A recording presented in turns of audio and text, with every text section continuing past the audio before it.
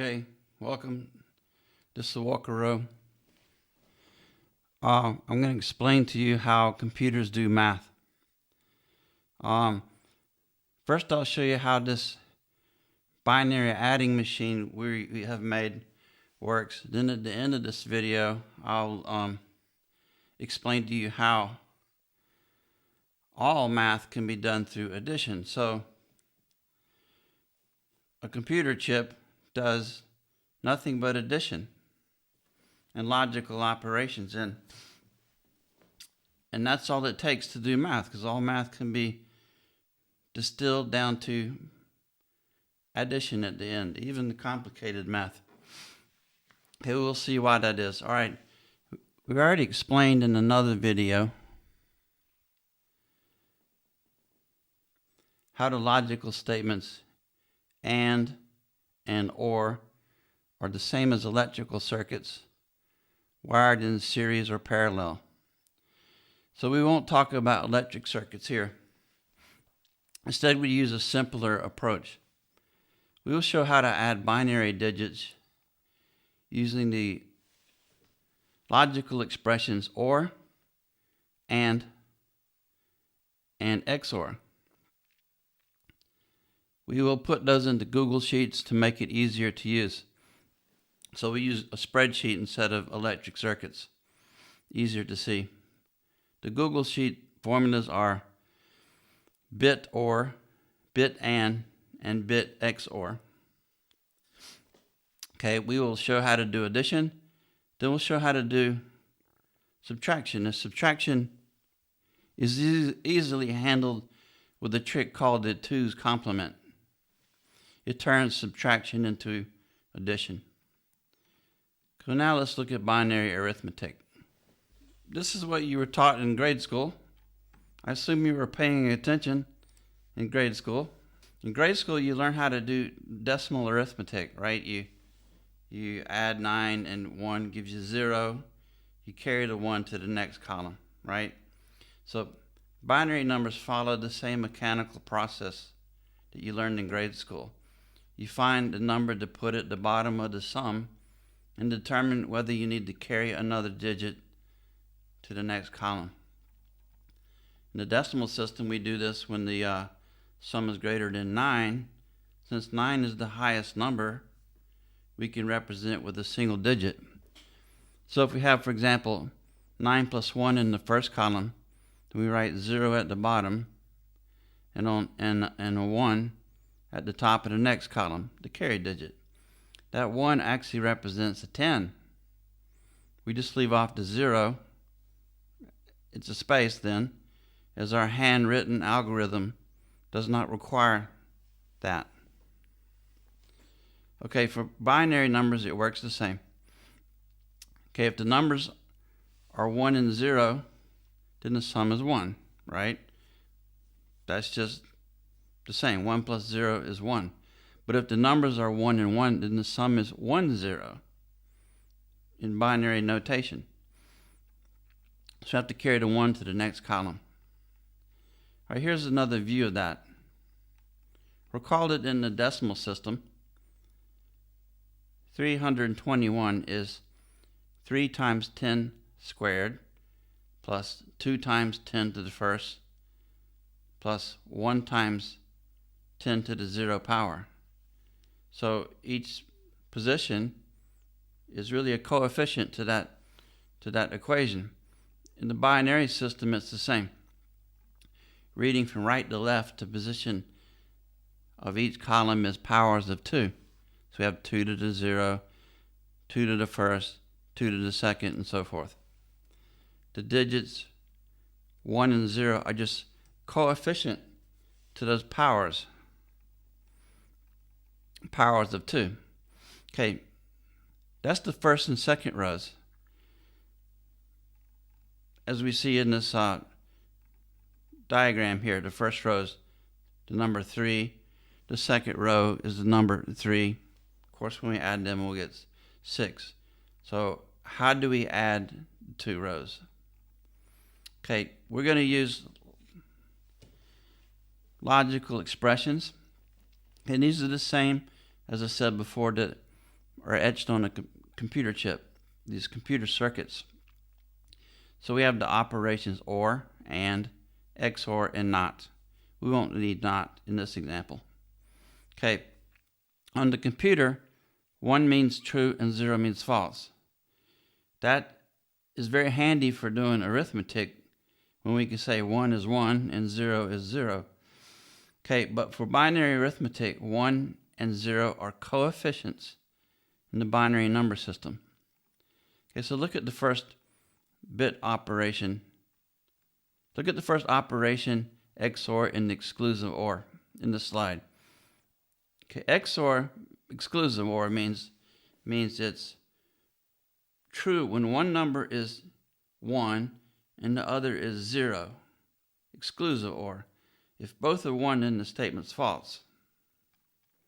Okay, if you do binary arithmetic, you see that this works for adding 1 plus 1 equals 1, 0, right? Both of the digits are 1, and the sum, column sum, is 0. That gives you 1, 0, obviously. Okay, so 1 being the carry digit. Okay, we use the AND and the OR in calculating the carry digit. For example, if we add 1 plus 1, then we're going to need a carry digit.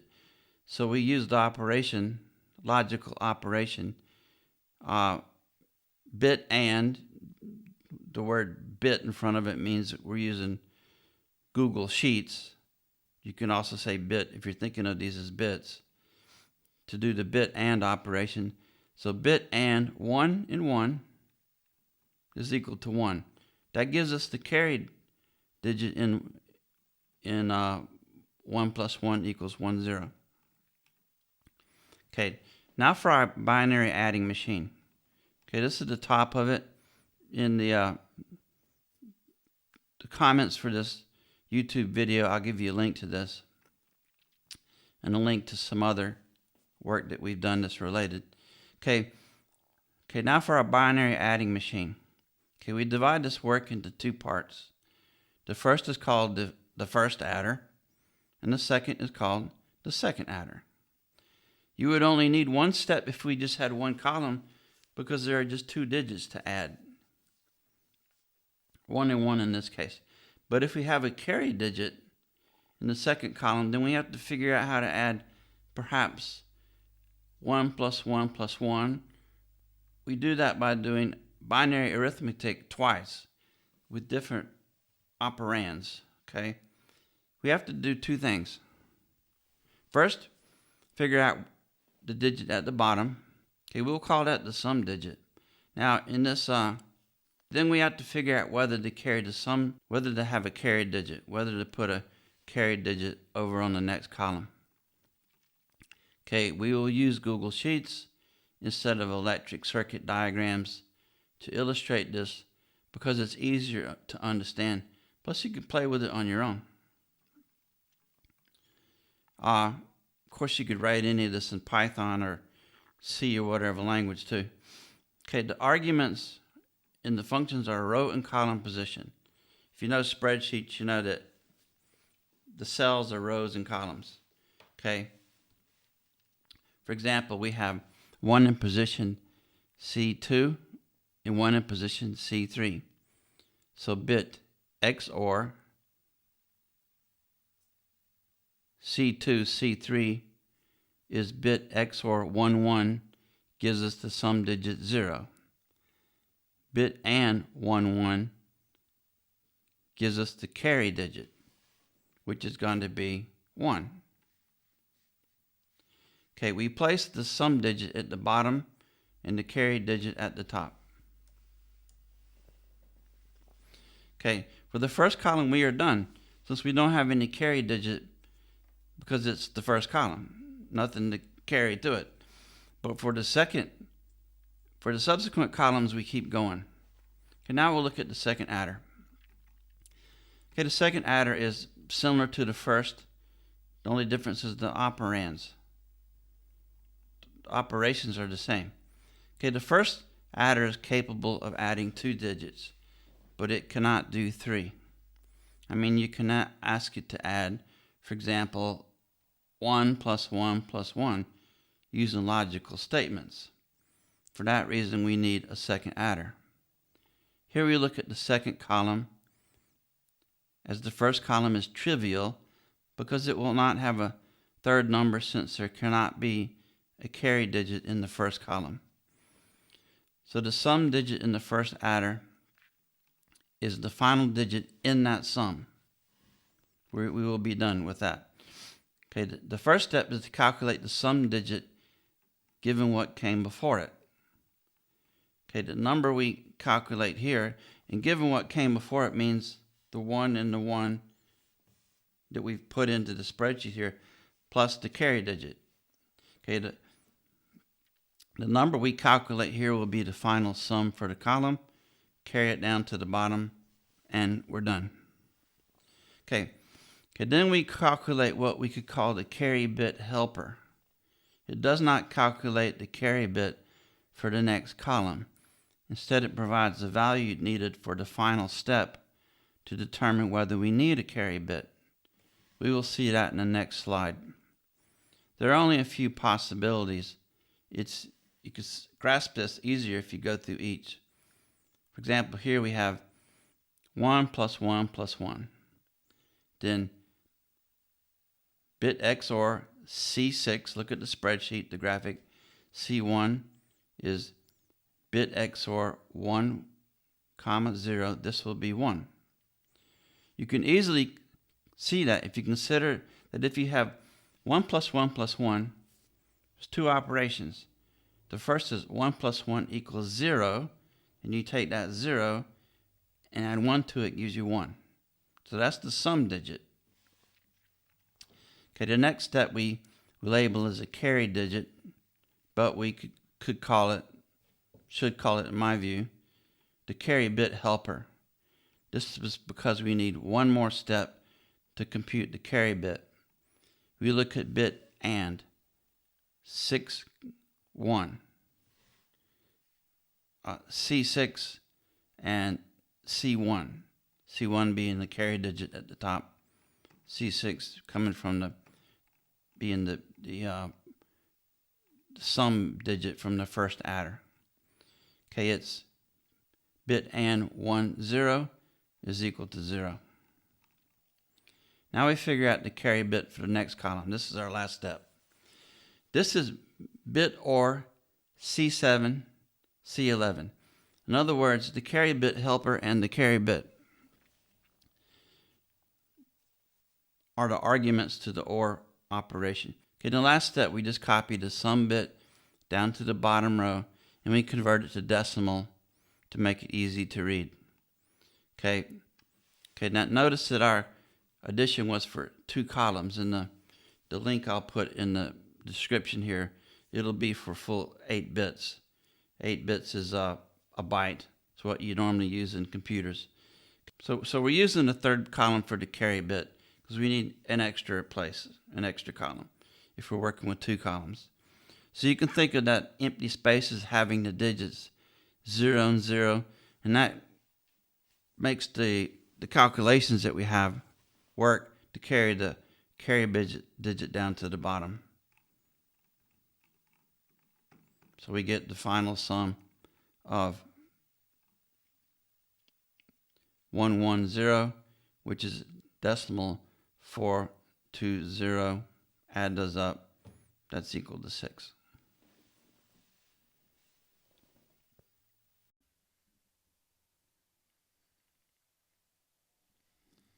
Now we're going to talk about subtraction. To do subtraction, we just convert it into addition. For example, if we have A minus B, and that's A plus minus B. Like in this example here, we have 234 is A, B is 16. So what we have to figure out how to do is how do we convert this number 16 to a negative number?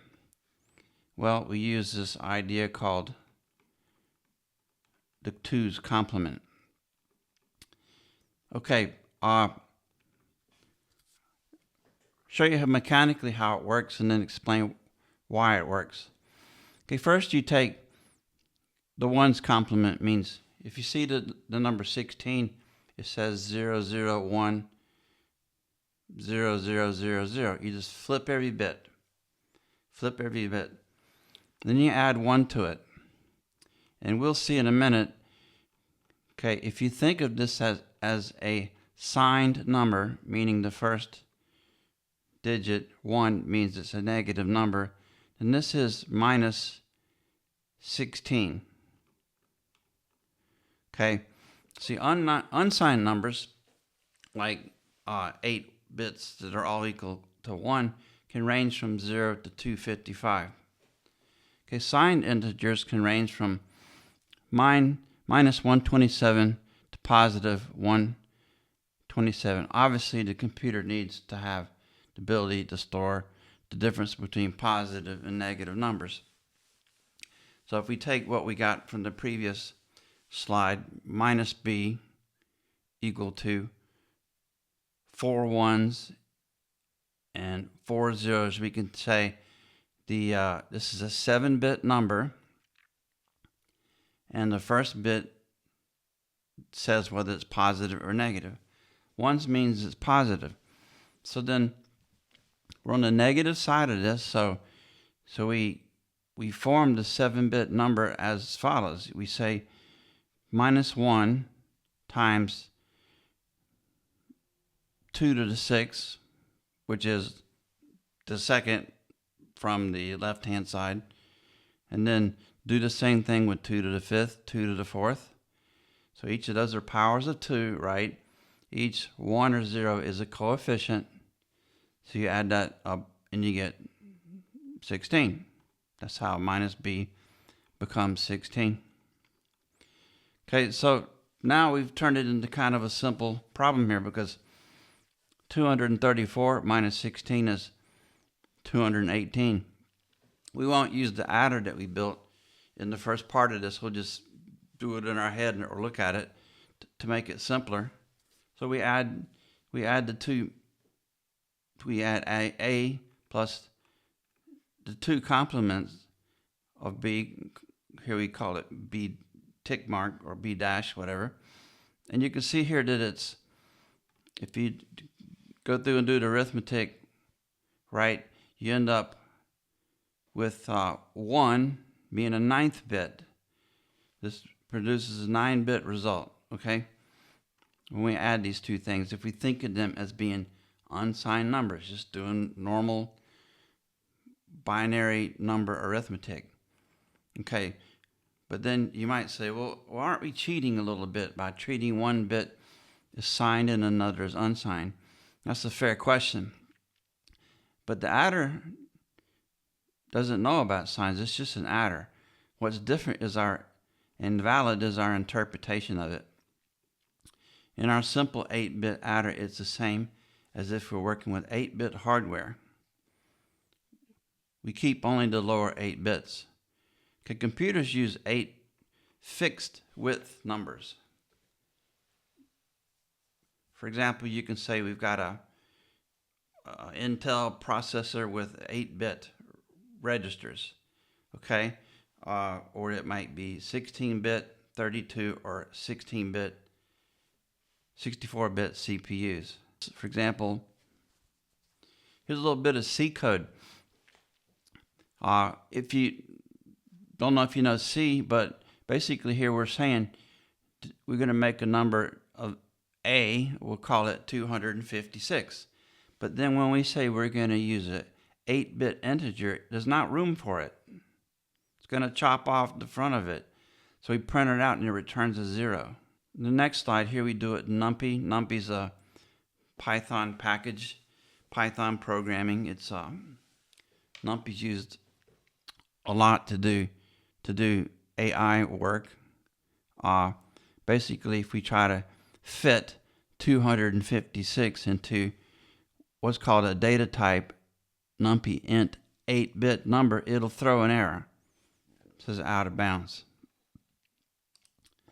Now, the next thing I want to talk to you about is to really show you you know that it is true that all math is addition.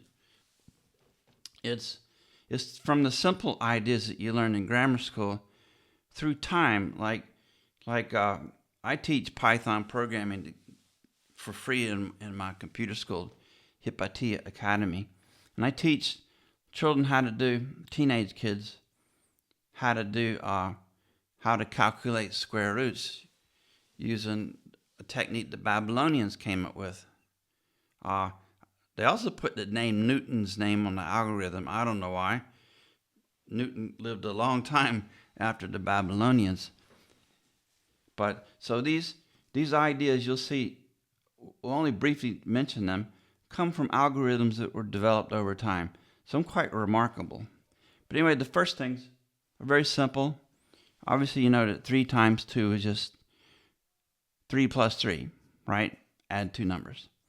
Okay, addition of negatives is 4 minus 2 is 4 plus minus 2. And then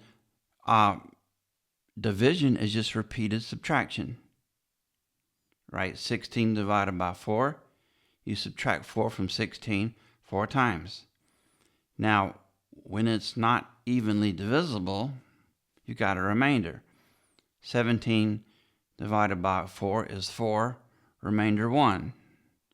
That remainder can be written as it's 1 over 4 or 0.25. Now, the way the computer actually does it is binary long division. This is how we learn how to do division in school, right? Long division. Well, we do the same thing with the computers. Now, the next thing here is we all know who Euler is and Gauss. I don't know who's Taylor. I don't know, but he's got his name on a lot of famous functions of mathematics here. So cosine, how do you calculate the cosine? Infinite series sums to equal cosine of x. It's a Taylor series. We had the same thing for sine function.